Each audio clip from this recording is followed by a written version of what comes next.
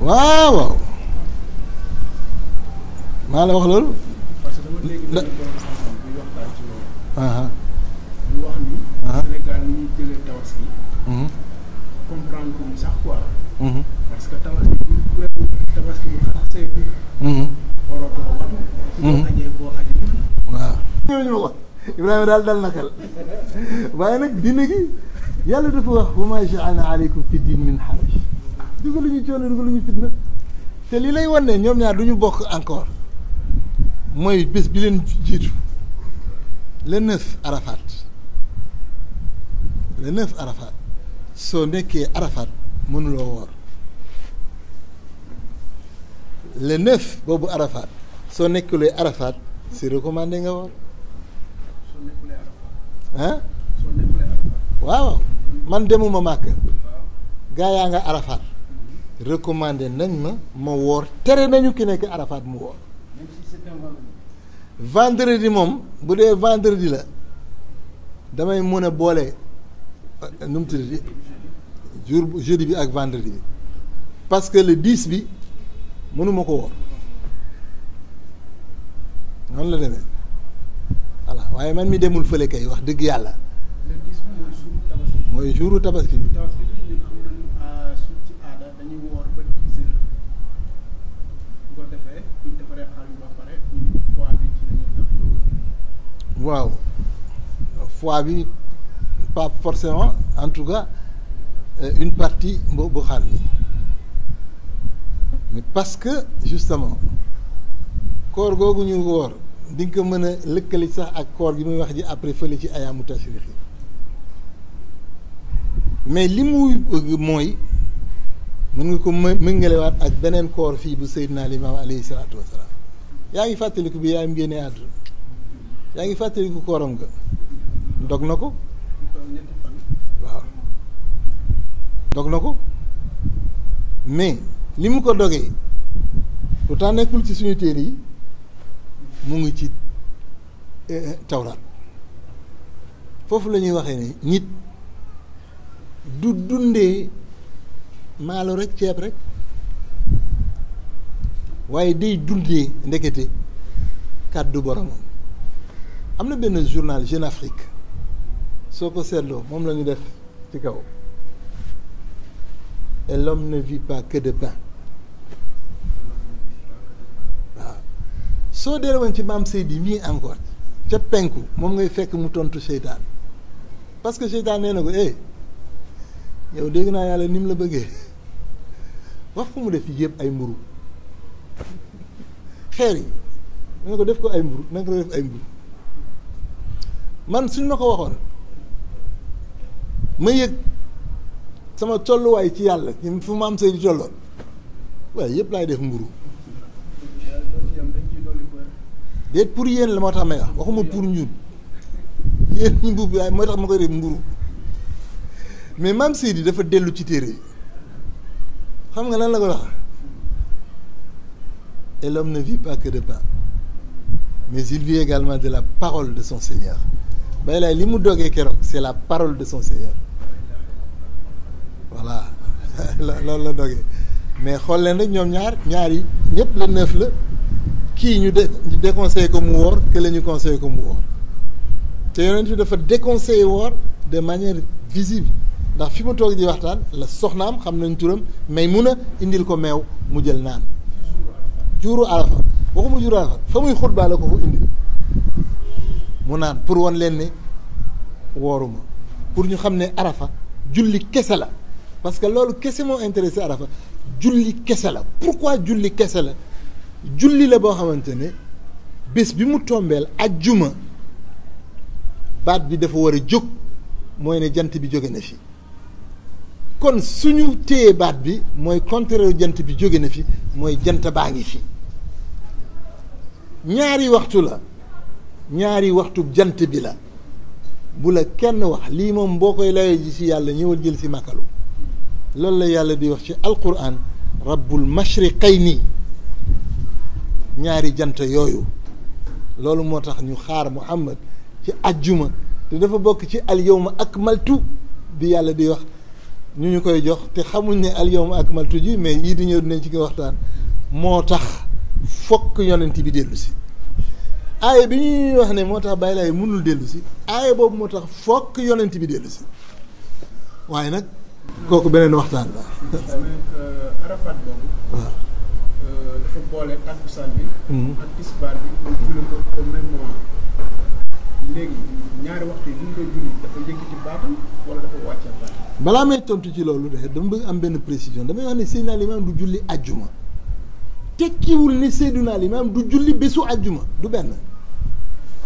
la muy tekki mooy bésu ajjuma Seydina Limaam tisbaar lay julli. dama fekk mu leer parce que léegi ñu ne nekk ci limaamu daawul julli bésu ajjuma waxuma loolu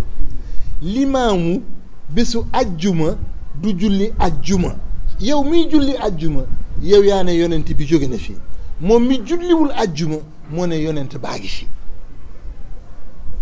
kon day julli tisbaar doo dégg baatu Seydina Limaam ci ajjuma ji soo demee ci keneen dégg fa ajjuma ji day julli yàlla nag li mu wax yaa ayyuha alladina amanu ida nuudiya lilsalaati min yowmi aljumaa fasaw ila dicrillah loolu la wax de fasaw ila dicri voilà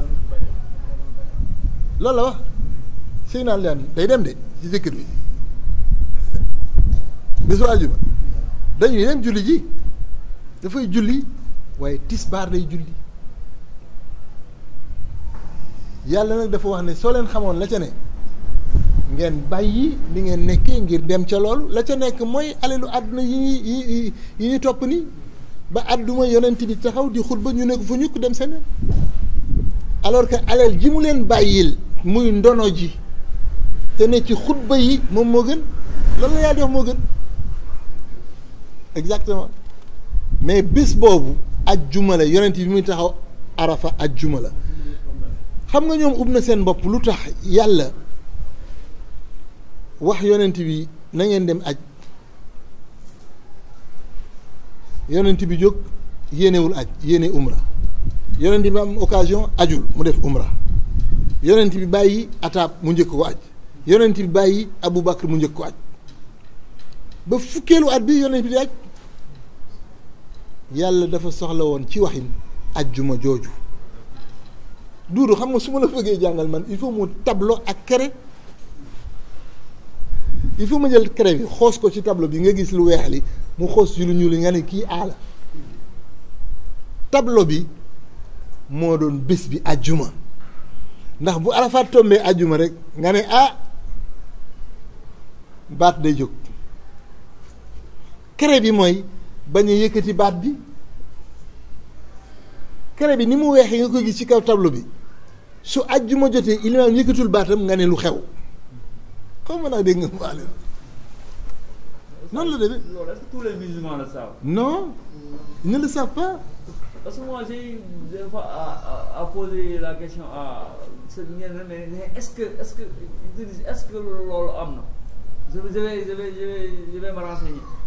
Est-ce que lan am na? Est-ce que lu nga wax ni bande boobu yëkkati ba est-ce que am na? Ah je sais pas, moi je viens comme si moi je ne sais pas que xam naa. Donc je te pose la question pour yow xam sa réaction par rapport ak loolu. xam nga siira bu yonent bi mu ngi fi mais gis nga boo demee ci téere yi chroniqueurs yi li mu yëkkatul baatam daf leen frappé. C'est pour ça qu'ils ont écrit il n'a pas récité, il n'a pas élevé la voix. Ça les a frappés moo tax ñu souligné ko dinaa la wax leneen fi ñu toll nii yi nga gis ulama yi yëpp li yonent bi jàng Arafat juru àjjuma boobu dañu bëgg a xam pour ñu koy jullee àjjuma. parce que dégguñu ko. fa billahi wallahi taala xam naa li mu jàng li mu jàng c'est évident c'est manifeste julli dafa am ñaari partie li may tuddee man l'indice bokkul et l'indice wute laa ko beneen tur c'est le corps de la prière waaw mais mbaa sa tontu sa question tontu xam na tontu naa bu xoo yegg rek bala may dugg. Non, en fait dafa àndaale rek. Ouais. Il y a le corps de la prière il y a l'âme de la prière mais ay ilimaan ngi julli xamuñu ko sooy laaj pourquoi kii tudd corps kii tudd âme nuroowuñu duñu benn et yàlla daf leen séparer d'ailleurs parce que su paree ci corps bi rek indi taaya bala muy indi âme bi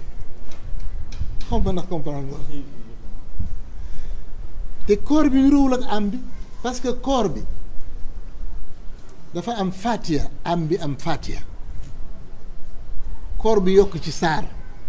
walla lenn ci alxuraan âme bi yokk ci dara nuroowuñu nuroowuñu du tout nuroowuñu parce que corps bi toujours ñaari ràkk lay doon âme bi ñaari ràkk la fépp wuy waaye boo demee ci suba new fa mais boo demee ci timis benn ràkk la def bokkuñu du tout c'est pour ça que j'ai dit sans aucune prétention mais vraiment j'en pleure des fois dama sañoon sama kër dañuy jàngee diine noo xamante ne li Seydina Limaamu feeñ moo tax nga mën a gisee noonu diine mais su feeñul lu ko gis mais ñun ñu ko gis suñ ko jàngaluñ ko suñ njaboot kan moo koy jàngal àdduna te maam ne woon dégg naa ne da ngeen di jógee fii dem penku wuti ci xam-xam danañ jógee penku ñëw wut si xam-xam fan dañ koy jëlee mais ci moom Seydina Limaamu sa manière de vivre ci moo lay jox les leçons y a pas de prétention à avoir c'est Seydina Limaamu bokkuñu corps bi dafa am fonction wu corps bi mooy wax la waxtu bi ngay julli ndax jant baa ngi fi mbala jant bi new fi loolu mooy fonction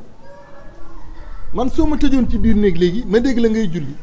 ma dégg sa baat jóg je dis kii day su julliwul suba tisbaar timis lay julli mbala gee lay julli pourtant gisuma jant bi gisuma dara mais sa baat moo may wax ne jant baa ngi fi wala jant bi new fi mais loolu corps bi rek moo koy wax âme bi du ko def parce que âme bi constamment jant baa nga fa xaw ma da ngeen comprendre ba tisbaar ñeenti rak forcément jant baa nga fa waxuma dégg bi mais leneen moo la koy wanaat ni mu nekk noonu waaw waxuma mais loolu mi wane ne partie boobu kese la ñuy dégg mën a dégg wala bañ ko dégg exactement su dee guddi ñu dégg ko su dul guddi ñu bañ ko dégg mais ruux gi moom fi mu nekk am bi non mënoo ko xam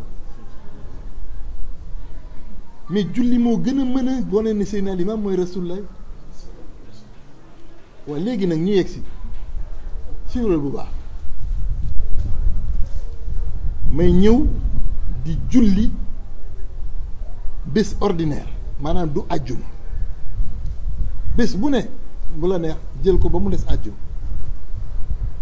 ma ñëw bëccëg bi dégguloo sa mbaal guddi gi nga dégg sa mbaal ma ñëw àjjuma nga dégg sa mbaal bëccëg bi tu vas te dire attention xaw ma ban jour lañ toll ci kii bi de mais kii waxtu tisbaar mu yëkkati baatam wóor na ma ne ci ñaari rakk yi lay am àjjuma lañu je sais pas si tu comprends mais qu'est-ce que ça veut dire que bëccëg jant baa ngi fii ñu ne ma guddi la pourquoi parce que dindi nañ la ñaar yële kon kay ñaar yii ñoo fi indi woon bëccëg bi xam nga nag comprendre du comprendre ba li donc ñaar ñi ñoo fi indi woon bëccëg bi du kii moo fi indi bëccëg bi ñaar ñi ñoo ko fi indi mais léegi bëccëg jant bi ne fi ñu ne la guddi la loolu la def mais loolu mooy jant bi moo fi jóge mais ban jant moo fi jóge ba muy guddi noonu jantu diine bi kese la moo njëkk a tàggee bàyyi laay mooy ne jant bi àjjuma la fiy jóge yonent bi ndegam mooy jant bi te yéen a ko tuddee Shamsu diin du yéen rekk ko tuddee Shamsu diin man yàlla maa ko njëkk a tuddee Siraaju diin yoona tak kon bu fi jógee altine demul fenn lan lay tekki demul fenn vendredi la fi jóge lu tax commencé wuñ ko dimanche non parce que dimanche la jóg le premier jour bu jant bi jóg ci kaw suuf dimanche la moo tax naa di ko tuddee le jour 1 yawmul ahad alors tu te dis waaw nga dem lenn est-ce que mu ngi fii ñu ne la mu ngi fii luy loolu doo dégg sam baat bëccëg loolu moo tax mu doon woor altine ak alxamis yonent bi xam nga da ngay nekk da doon day woor altine ak alxamis mais duñu la wax lu tax yépp lii la doon waajal mu ñëw ba yegsi ci cappaandal bi gisuñu ko te bugguñu ko sax gis bugguñ ko gis dafa jël extrême bi ne la comme dimanche la jóg xam nga ko xaaral altine ma woon la ne mu ngi fi demal ba alxamis mu ne xaaral ma woon la ne mu ngi fi wooral foofu mais man pour woon la ko xaaral ma woor ñaari extrême yi altine ak alxamis moom la yónnee daan woor sallallahu alayhi wa sallam ajjuma waxuma woorul dafa ne la bu ko woor waxuma ne neew la dafa ne bu ko woor mais dafa fekk xuway la mu woor ñu ne ko yonent bi xuway la dafa woor mu ne xuway la ndax da nga woor déema mu ne ko net mu ne ko dogal donc non sama daf ko tere mais fekk na ku woor mu dogloo ko ajjuma donc pour te montrer tout simplement donc soo amee xel di nga xam yonent yi li mu jàng arafa te yab ma yàlla yab ma yonent Faatiha kese la fa jàng kese xam nga lu tax tisbaaru ajjuma gi la jël ñu ngi ci ajjuma mu dindi indicateur temporel bi corps bi la dindi xaw ma nag comme na foofu la ñu ko tàggee boppam ça veut dire le corps ça va si vous voulez le vendredi comprendre nga mais ñaari jant yi ñu la diggoon ajjuma yi ñu diggoon ci alxuraan ajjuma ñoom ñoo fa des ndax dafay xat xëy na tey mais dinañ amaat yeneen séance mais 3e rakk bi Mamadou la 4e rakk bi Madiou la te di Mamadou ak Madiou ñoo fi nekk ñooy 3e ak 4e rakk bi foofu kenn du fa jàng ku dul Fatiha Arafat Fatiha la fa jàng jeex na tàkk li leen yëpp seen bopp limaam mi moo ko firndeel Fatiha kese la fa jàng tisbaar ak tàkkusaan yëpp bii Madiou Mamadou ñëw Madiou ñëw bële Madiou ñëw Mamadou ñëw moo tax fële dafa jël tisbaar woo tàkkusaan mu fekk si ko moo tax fii doomam ji xam dafa jël tisbaar fekki tàkkusaan waaw fële dafa jël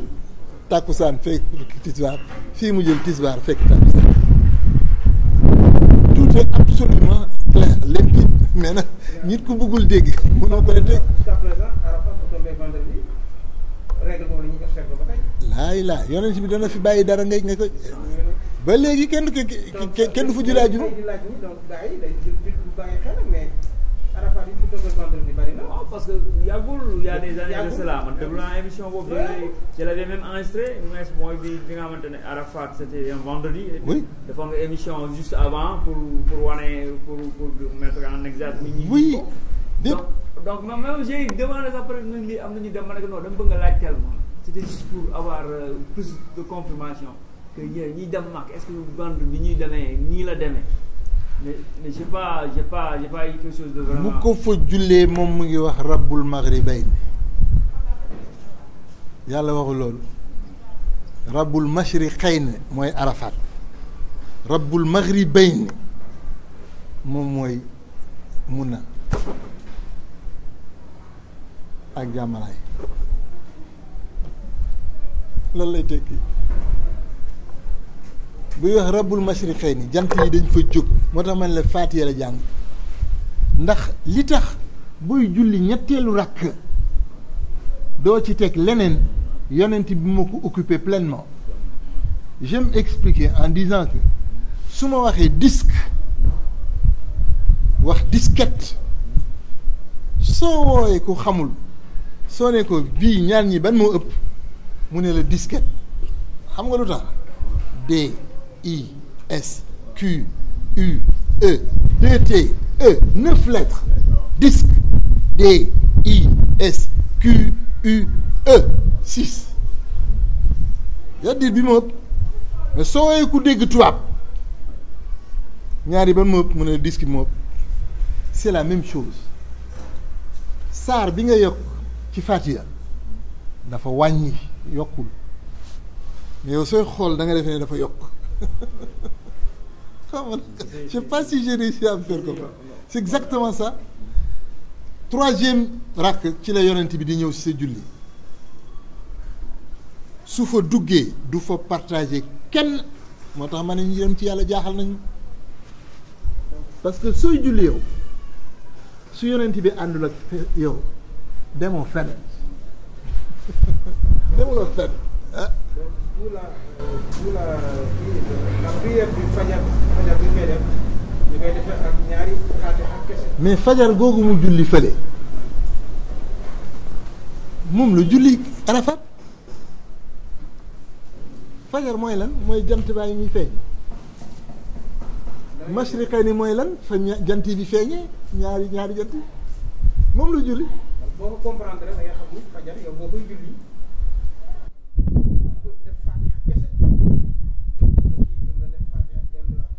ah man de laajte naa fii ñu ne ma sëñ naa limaam Fatiha la doon def ak xaw ma lan yooyu wóoruma amuma ci dara lu ma wóor ndax dama ragal ne dañ ko confondre ak shafaagam witram wóoruma nag te laa ne naa taxaw la mu doon jullee démb Fatiha kese day julli parce que naka la demee loolu moo lay wan li xew fële gée la jël gée da jël koor bi ak am bi yonent bi la moom moo lay gunge sinon demoo fenn waaw ñoom ñaar ñu ngi ànd tant que teqale ko wuñ bëccëg du am xam nga ne yow comprendre ñu ñëw ba fajar ñu ne yonent bi wàccal mu génn fajar a ngi nii lan moo la desal ñaari ràkk suba yaa ngi nii ñoo continuer ba fii ñu def suba mais kii wàcc na ba pare exactement lii la def Arafat indicateur bi la dindi parce que yàlla nee na foofu la ñaari jant yi di jóge mu bàyyi fa ñaari jant yi jullil kële xëcc kële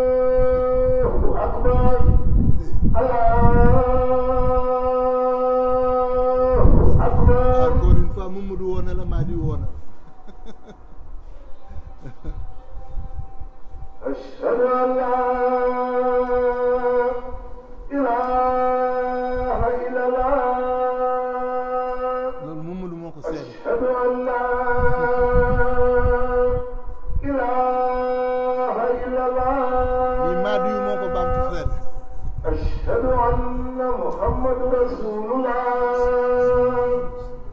ashhadu anna Même chose. muhammadu rasulullah léegi Mamadou moo lay woo hayya ala salat après maa di woo la hayya ala salat Mamadou moo lay wax li mu la woo lan la maa di moo lay woo li mu la woo lan la Mamadou nee na invité na la ci Allahu Akbar maa di invité na la ci Allahu Akbar waaye mu doon Mamadou mu doon maa di wax bi benn la laa ilaha illallah c'est ce que ça signifie il y a rien de flou tout est clair tout non que ce soit Mamadou ou Madiou benn bi la laa ilaha illallah kon du mu soxla ma koy baamtu di ko waxee li nga wax noonu ci fajar bi waaw yàgg nañu ko toog di koy waxtaanee. mais comme nit dong bu ma daan julli fajar damay def ko comme gars yi ñu waxoon suratul kaafiruun laa def ak Ixlaas. mais waxuma defu ko de waaw waaw dañ mais buñ ci commencé di waxtaan. may gën a comprendre comme ni ko waxee boor bi ak am bi. ñaar yooyu boo ko fësee départage ba comprendre ko rek. ma déglu benn jour télé benn émission TFM benn waaye bu nekk TFM turam laa xamul. ci ay day dafa moom la ñu partagé ay vidéo ci WhatsApp yeeg yoon yi ñu waa vidéo yooyu. je sais pas. borom ba xam ne ko xonk la. waaw moom laa dégg muy wax ci julli fajar muy yonente bi sallallahu alayhi wa sallam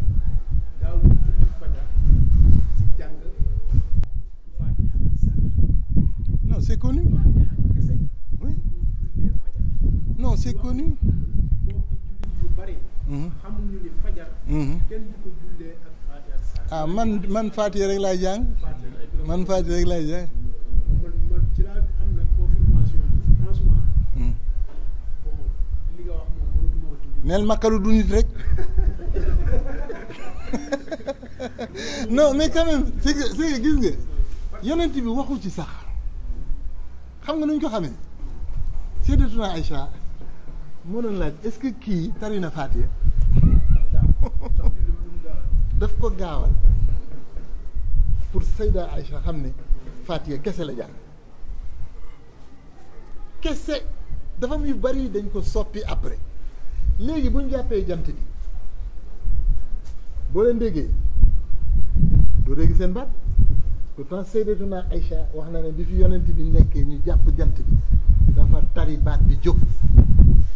mais léegi seetal ce qui se passe wax naa leen léegi ajjuma demal jàkk yëpp ba suñu mbos ñett la ñu gën du woon ñett dégg du woon ñett ñaar la moom moo doo la naan kaay comme li ma doon topp kii maa diw ne la kaay jeex na après c'est sous le califat de Ousmane lañ ko yóbbu ñett xam nga c'est un ensemble de choses li may wax xale yi moo tax sans aucune prétention je les invite ñu jàng gëstu dem mais c'est évident li fi nekk je vous assure c'est évident mais il y a des pertes qui font que su seen alimam di def moom nekkul ci pertes yi mu ne dans ce qui était doo ko comprendre mais tout est absolument pour man maintenant franchement pour moi c'est absolument clair man de loolu laa gis ba pare ñun maam daf ñu dimbali quoi parce que li muy jël buy julli rek il se débrouille ba indi jant bi suratu Shams suratu Duha. J'ai discuté avec quelqu'un mu wax ñoo affaire Mario mu en tout cas man daal xam naa Mario nee na bu ñëw moom wa Shams lay tari quoi yow loolu la ñu wax oui loolu la ñu wax non c'est mais tu as bien fait bu ko wax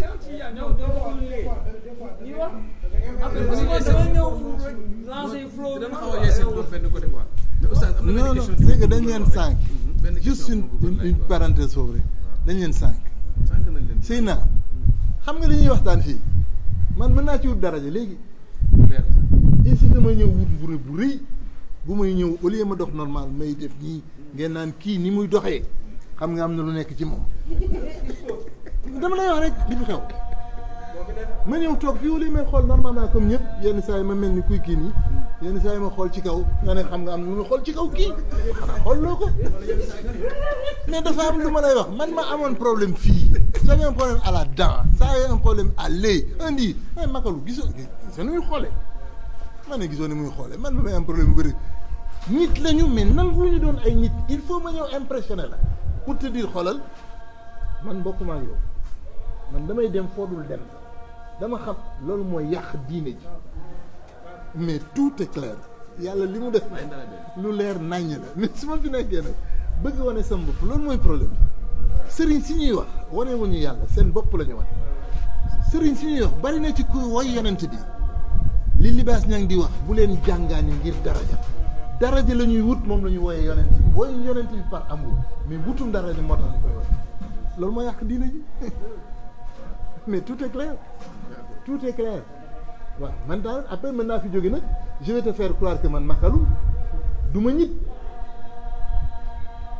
ba pare ñit dafa yomba embarqué ci loolu dama lay wax loo xam ne di nga reetaan c'est dommage que les étudiants de Saint-Louis nekkuñu foon ñëw nañ sama kër di ma pour ñu def conférence Seydi ñi ñuy wax ak man booy Dakar laa wax booy town ñuy teg El Divorcio waaw ma bëgg a déglu xale yi El Divorcio nekk fële ma xam ne ñaari àndul ma ne leen doo leen bàyyi ba kii El Divorcio bi rek booy ne astafurlah ma ne boo leen bëggee nag conférence yoo boo xamante ne musul déglu El Divorcio dañ leen du tijji keneen da ngeen mën a bàyyi ma déglu El Divorcio ba pare ma dégg li nga di wax su ko mënul nag mën ngeen wut beneen ko non Seydi il faut ñu bàyyi njistal il faut ñu arrêter mais moomoo ko da nga ko moomul mais c'est ça problème mu diine bi yëpp c'est ça doo yem sa place oustaz maa ngi bëgg a laaj benn waaw boo xam naa sax diggoon na si mais pour xam na xëy na ñu kii ko parce que fële démb Mouhamed kenn jullee ko jullu mbooloo quoi sallallahu alayhi wa sallam bu ne da ngaa ñëw julli dem daa bëgg dafa ñëw julli dem kenn jullee ko julli mbooloo mais fii dañ ko jullee mbooloo xaar si naay saa bu ñëw jullee ko julli mbooloo pourquoi différence bu njëkk bi Mouhamed jóge na fi ku nekk ay ilimaanu boppam Mouhamed jóge na fi ilimaan a koy jullee ku nekk ay ilimaanu boppam bi fii Mouhamed jóge na fi xalifaam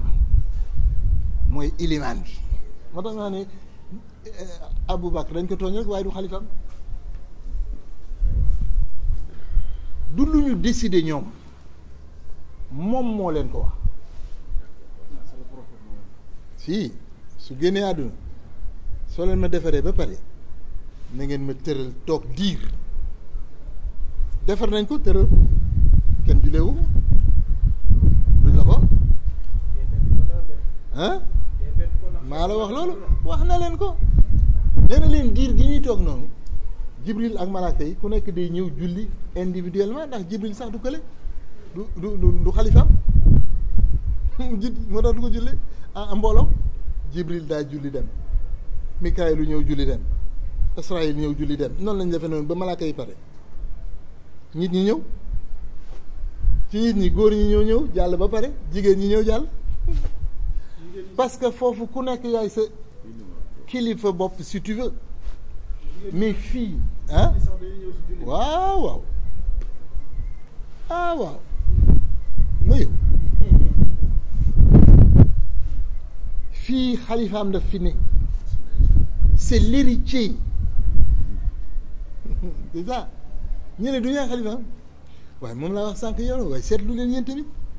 waaye ay yonent am ay xalifa yu doon yonent nga ne yonent yàlla Muhammad ku dul yonent mooy doon xalifaam loolu yenul maanaa gaa yi yéen tamit ah am na fii ku def armée fii mais même boo leen deful armée mais vous avez vu l'aide de camp du président de la République vous pensez qu'il est moins gradé que l'aide de camp du Premier ministre non duñ ko nangu Allahu akbar Allahu akbar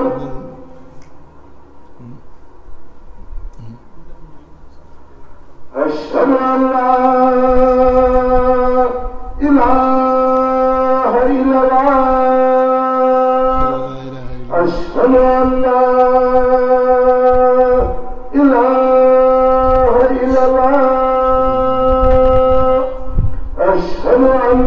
محمد رسول الله أشهد أن محمد رسول الله حي على الصلاة حي على الصلاة حي على الفلاح حي على الفلاح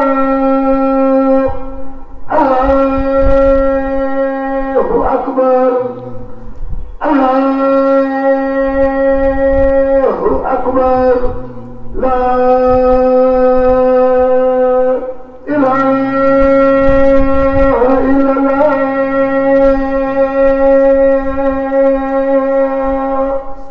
On respecte le protocole. Aide de camp au Premier ministre, il n'est même pas aussi gradé que aide de camp au président. Il est plus gradé. waa nga bëgg nag ay yonent am yonent bu leen